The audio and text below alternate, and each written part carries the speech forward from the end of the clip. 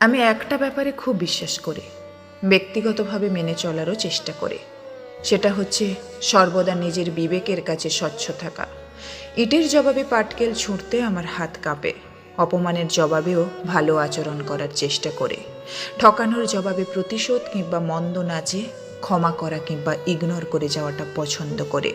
যাকে প্রয়োজনে পাশে পাইনি তার বিপদেও পাশে দাঁড়াতে পারলে ভালো লাগে। কাউকে মেপে মূল্যও দিতে পারি না, যাকে প্রায়োরিটি দিই বিশাল আকারেই দিই। ভালোবাসলেও বাসি প্রাণপণ। এসবে সস্তা হয়ে যায় কিনা জানি না, তবে নিজের প্রতি অভিযোগের জায়গাটা আর থাকে না। বরং যারা অবহেলা করে, ছেড়ে যায়, বদলে যায়, প্রয়োজনে পাশে থাকে না, এদেরই একটা অনুশোচনার সম্ভাবনা থেকে যায় ভবিষ্যতে। সেটা না হলেও অবশ্য ক্ষতি নেই।